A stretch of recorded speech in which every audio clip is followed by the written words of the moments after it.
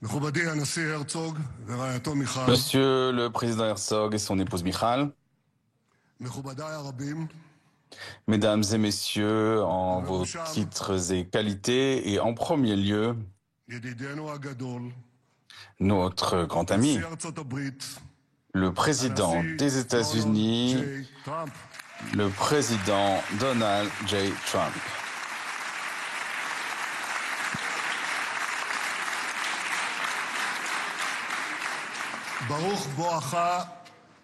Bienvenue à vous, bienvenue à Jérusalem, notre capitale éternelle.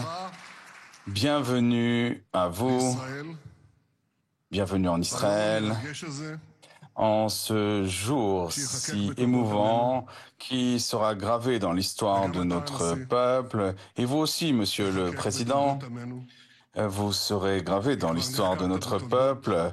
Vous avez déjà été gravé dans l'histoire de l'humanité, mais comme le président de la Knesset vient de le dire, nous nous souvenons de nos amis et nous savons la part si importante et si essentielle que vous avez jouée pour le retour de tous nos otages en ce jour.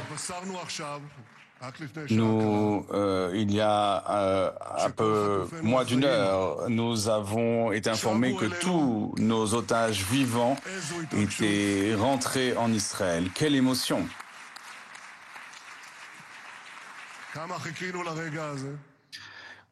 Nous avons tant attendu ce moment. Et nous avons le devoir de tous les ramener. J'aimerais vous remercier à titre personnel et au nom de toute la nation israélienne. Monsieur le Président Trump, merci à vous.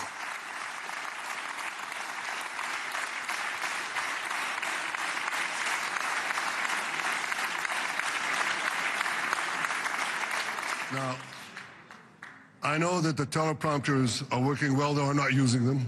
Je sais que les téléprompteurs fonctionnent, même si je ne les utilise pas, mais je ne fais pas toujours confiance à l'interprétation. C'est pourquoi j'aimerais m'exprimer maintenant en anglais. Monsieur le Président Trump, la Knesset vous souhaite la bienvenue, ainsi que votre délégation prestigieuse à Jérusalem, notre capitale éternelle. C'est votre première visite en Jérusalem depuis que vous avez reconnu la souveraineté israélienne sur l'ensemble de la ville et avez déplacé votre ambassade ici. Merci encore une fois.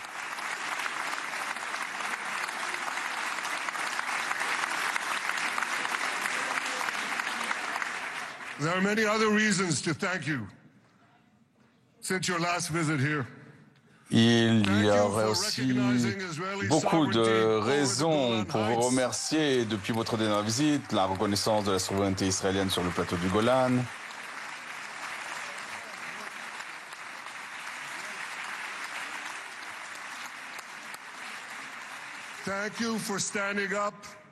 Merci pour avoir été aux côtés d'Israël face aux mensonges propagés par les Nations Unies. Merci pour avoir reconnu dans votre plan de paix de 2020, d'avoir reconnu la Judée et Samarie comme terre ancestrale du peuple juif.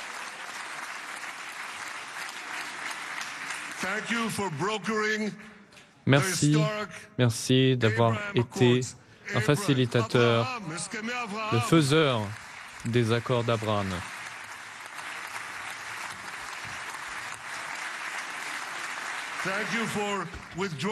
Merci de vous être retiré de l'accord sur le nucléaire iranien si désastreux.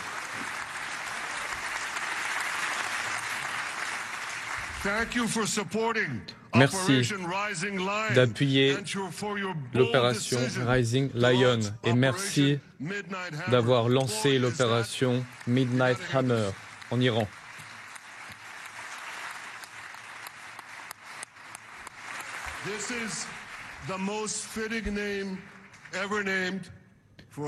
C'est donc marteau de minuit, l'opération du monde la mieux nommée, car peu après minuit, vous leur avez vraiment mis un énorme coup.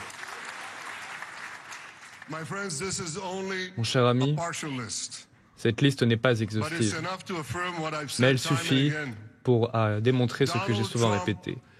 Donald Trump est le plus grand ami de l'histoire de l'État d'Israël, le plus grand ami à la Maison-Blanche.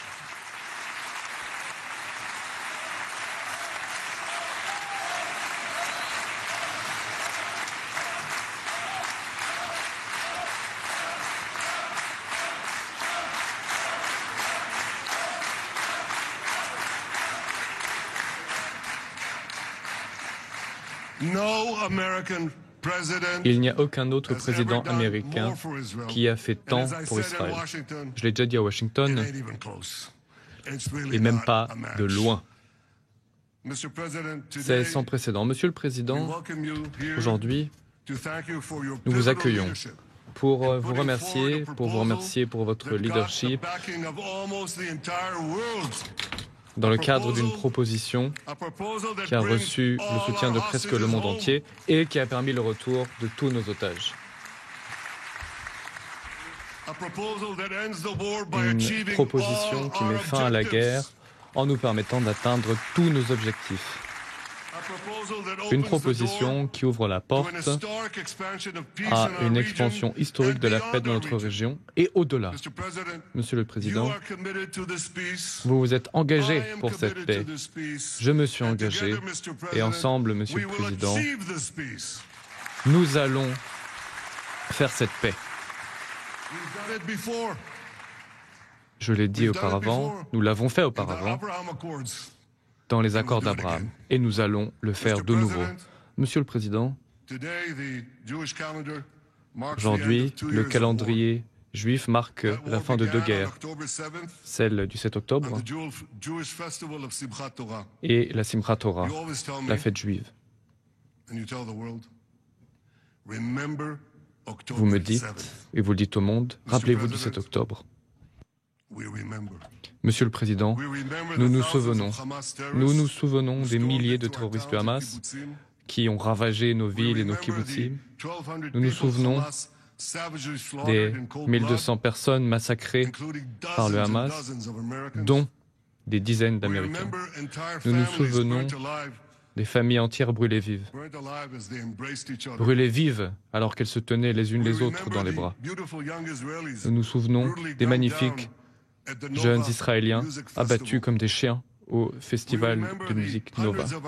Nous nous souvenons des centaines de citoyens israéliens traînés dans les forteresses de Gaza, y compris 12 Américains, hommes, femmes, jeunes et vieux, des bébés, des anciens, des survivants de l'Holocauste. Mon ami, Monsieur le Président, ces monstres ont pris des bébés en otage. En réponse à cette attaque barbare du 7 octobre, Israël a fait ce qu'il devait faire, avec un courage indomptable. Nous avons défendu notre peuple, nous avons vaincu nos ennemis et nous avons libéré nos otages. Nos soldats héroïques se sont battus comme des lions. Ils se sont battus à la pointe de la civilisation contre la barbarie. Israël a obtenu une victoire contre le Hamas et contre l'axe terroriste iranien. Assad, Nasrallah et ainsi de suite. Ils sont tous partis, ils n'existent plus.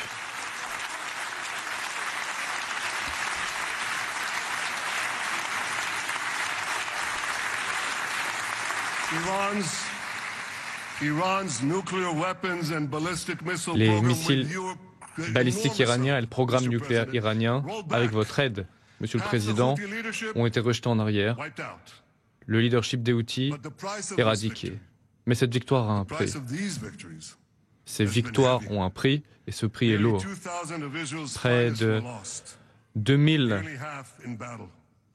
soldats israéliens sont tombés au champ d'honneur. Ils laissent des épouses, des parents, des frères et sœurs, des enfants derrière eux. Des proches, ils laissent un potentiel, un destin non accompli pour toujours. Aux familles de nos soldats tombés au champ d'honneur, je tiens à dire ceci. Je connais la profondeur de votre peine.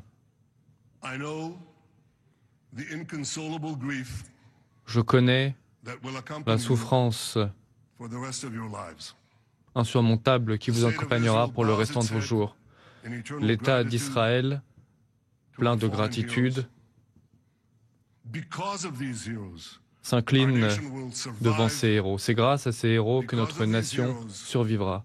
C'est grâce à ces héros que notre nation fleurira, prospérera, et c'est grâce à ces héros que notre nation aura la paix.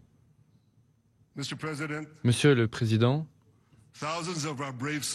des milliers de nos braves soldats ont également été blessés dans leur corps, dans leur chair, mais également dans leur âme. Des braves soldats comme Harry Spitz. Harry Spitz est un Américain, c'est vrai. Harry est un Américain israélien blessé.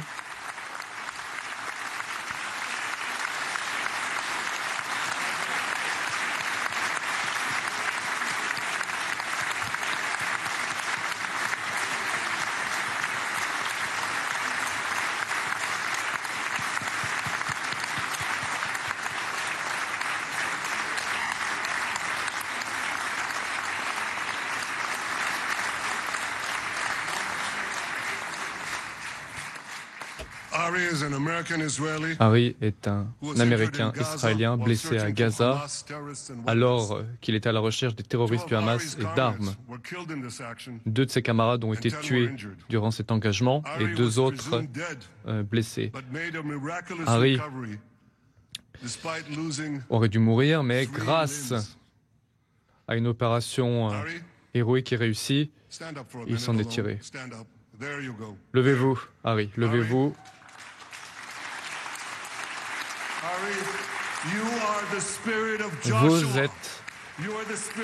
Vous incarnez l'esprit de Josué, de David, l'esprit des Maccabées. Vous incarnez l'esprit d'Israël et je vous salue comme nous vous saluons tous.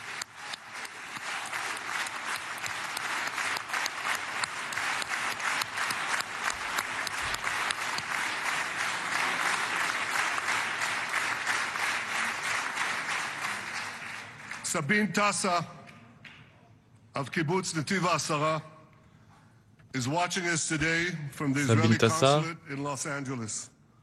D'un kibbutz israélien regarde cette cérémonie depuis Los Angeles. Elle a perdu son mari et son fils aîné le 7 octobre.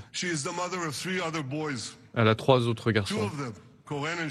2 d'entre eux, Koren et Shai, ont vu leur père se jeter sur une grenade du Hamas, se sacrifiant pour sauver ces 2 garçons. Nous avons tous vu le film de ces 2 garçons, pleurant, en souffrance, leur père étant mort. Pourquoi? Pourquoi Dieu m'a-t-il sauvé? Mon cher ami, Monsieur le Président, j'ai vu des choses très dures dans ma vie, mais je n'ai pas réussi à terminer de voir ces garçons souffrir. Je n'ai vu ce film qu'une seule fois, donc ces images une seule fois. Sabine, leur mère, a eu la force de montrer ce film dans le monde entier. Mon épouse Sarah et moi-même lui avons demandé, Sabine, comment est-ce que tu fais? Pourquoi le fais-tu? Elle nous a répondu. Elle nous a dit qu'elle le faisait pour montrer au monde entier les monstres qu'Israël affrontait et que notre cause était juste. Et c'est ce qu'elle fait de nouveau à Los Angeles. Sabine, je sais que tu m'entends. Alors, au nom de nous tous, je tiens à te dire la chose suivante. Tu incarnes l'esprit de nos héroïnes bibliques, Déborah, Ruth, Esther. Toi aussi, tu incarnes l'esprit d'Israël et nous te saluons.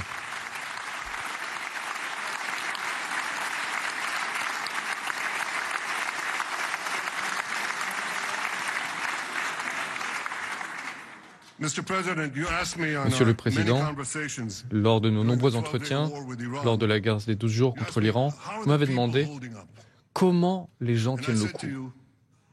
Et j'ai répondu, Notre peuple est fort. Nous sommes une nation de lions, un peuple déterminé à sécuriser, à vivre dans la sécurité et à assurer son avenir. Et cette force nous est transmise par nos soldats, par notre peuple, à moi-même et à nos collègues. Le peuple juif a pu renaître de ses cendres à plusieurs reprises. Mais lorsque nous avons fondé l'armée et l'État d'Israël, nous avons juré de ne plus jamais être livrés sans défense à nos ennemis. Et cette force déterminée assure non seulement notre survie, mais également notre avenir et la paix. Le prix de cette guerre a été élevé, mais nos ennemis comprennent maintenant quelle est notre puissance et quelle est la détermination d'Israël. Ils comprennent que s'en prendre à Israël le 7 octobre était une erreur catastrophique. Ils ont compris qu'Israël était fort et qu'il allait rester et continuer à exister. Et cela, Monsieur le Président, est la fondation inaliénable de la paix par la force. Mesdames et messieurs, ce moment, ce jour, est une journée de joie. Les otages rentrent à la maison. Mon épouse Sarah et moi-même avons rencontré à plusieurs reprises les familles des otages. Et il n'y a pas de mots pour décrire leur agonie. Seulement des larmes, un deuil insondable et une souffrance inconcevable. Au début de la guerre, j'ai promis de ramener tous les otages. Et aujourd'hui, avec le soutien absolument nécessaire, avec l'aide nécessaire, avec l'aide inlassable du président Trump et de son équipe, et grâce au sacrifice et au courage des soldats d'Israël, nous tenons cette promesse faite suite au 7 octobre.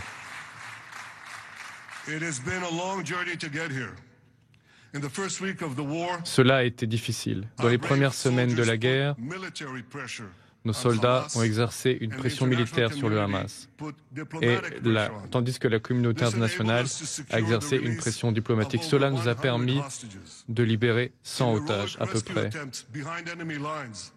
Il y a eu ensuite une tentative réussie des forces spéciales derrière la ligne ennemie, ce qui a permis de sauver 8 otages. Puis, nous savons ce qui s'est passé.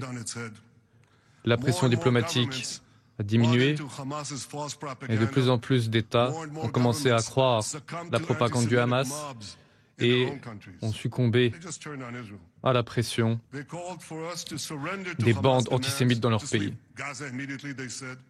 Quitter Gaza immédiatement, quitter Gaza sans tenter de démilitariser Gaza et le Hamas.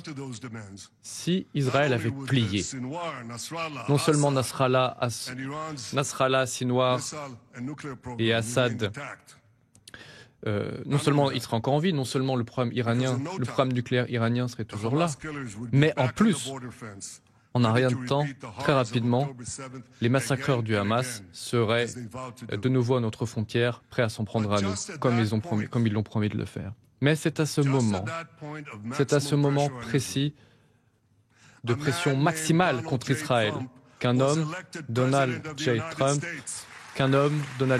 a été élu président des États-Unis d'Amérique.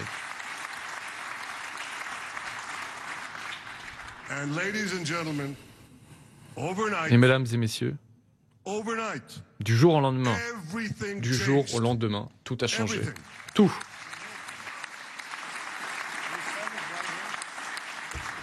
Monsieur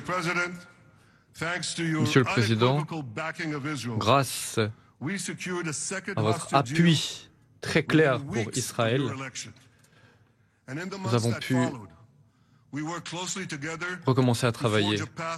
Dans les semaines qui ont suivi votre élection, nous avons tout de suite commencé à travailler pour ramener les derniers otages et pour avancer dans le sens de la paix, une paix assurant la démilitarisation du Gaza, la démilitarisation du Hamas, afin qu'il ne pose plus jamais une menace contre Israël. Vous avez été derrière ma décision d'envoyer les forces de défense d'Israël dans les derniers bastions du Hamas. vous vous êtes engagé pour faire libérer les otages. Et malgré toutes les critiques, nous avions raison. Et le Hamas a fini par céder il y a 2 semaines. Vous avez réussi à faire quelque chose de miraculeux.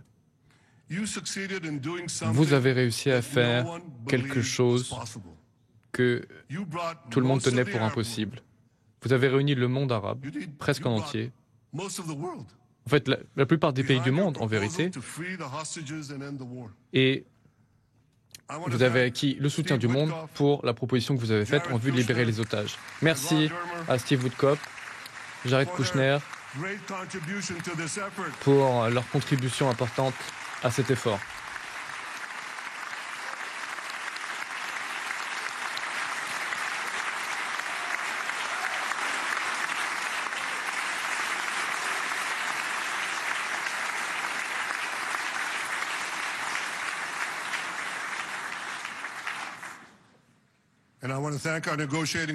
Je tiens à remercier nos équipes de négociateurs.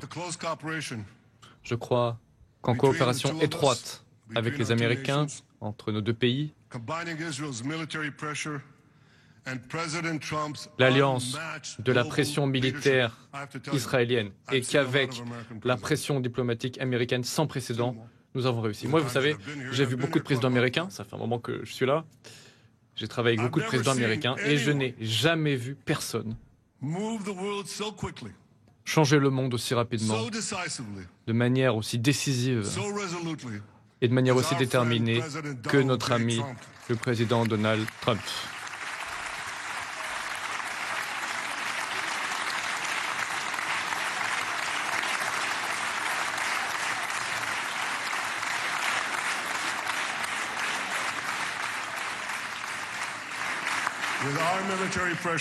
Sans la pression militaire exercée et sans le leadership international du président Trump, nous n'aurions pas réussi à vivre ce moment historique. Un moment de joie indescriptible.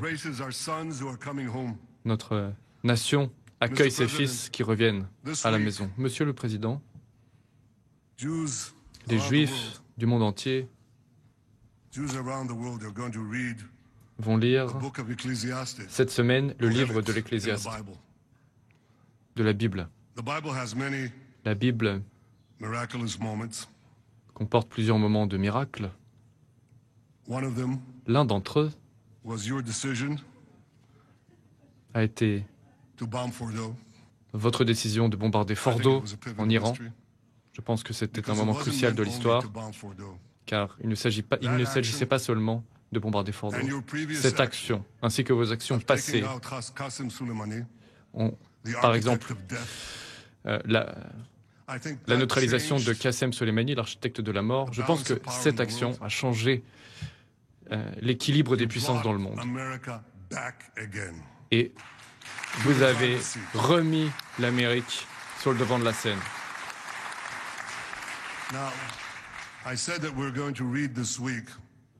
Comme je le disais, cette semaine, nous allons lire le livre de l'Ecclésiaste. Ce n'est pas un livre qui parle d'action. C'est un livre méditatif, un livre de réflexion, d'introspection sur la vie et sur la vie et la mort. Ce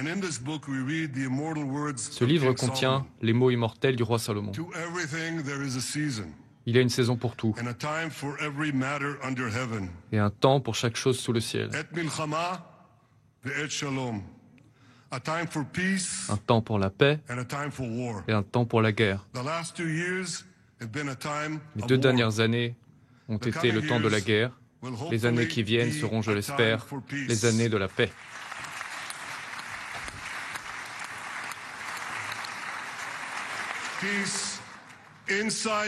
La paix en Israël et la paix en dehors d'Israël.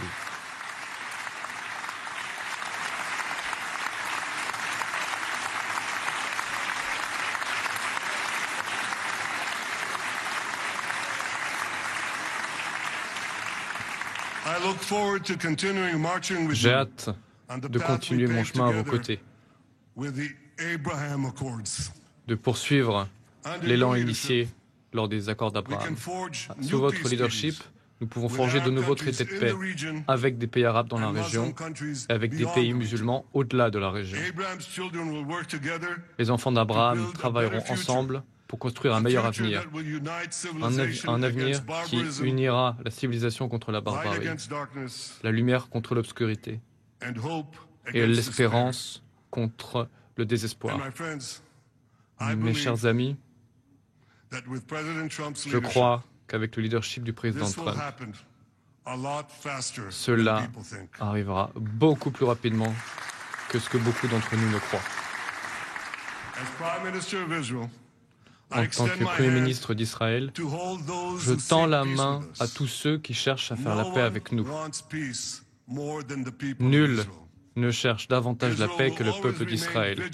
Israël restera toujours vigilant quant à sa défense et Israël restera en parallèle plein d'espérance. L'espérance, c'est le titre de notre hymne national. L'espérance, c'est notre force, c'est notre désir et il est temps, mes amis, de réaliser cet espoir. Il est temps d'avancer vers la paix. Monsieur le Président, merci pour tout ce que vous avez fait pour nous. J'ai soumis votre nom pour être le premier récipiendaire non israélien à la plus haute décoration de l'État d'Israël. Bon, vous allez l'obtenir, bien sûr,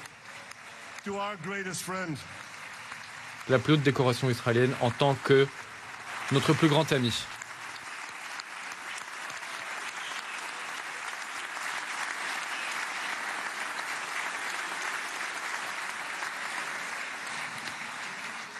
When others were weak, you were strong. Lorsque d'autres étaient faibles, vous avez été forts. Lorsque d'autres étaient craintifs, vous avez été courageux. Lorsque d'autres nous ont abandonnés, vous avez été à nos côtés. Et au nom du gouvernement et du peuple d'Israël, je vous remercie pour votre amitié exceptionnelle. Merci pour avoir aidé au retour de nos otages. Merci pour nous avoir aidés à marcher vers la victoire. Merci d'avoir bâti une voie vers la paix.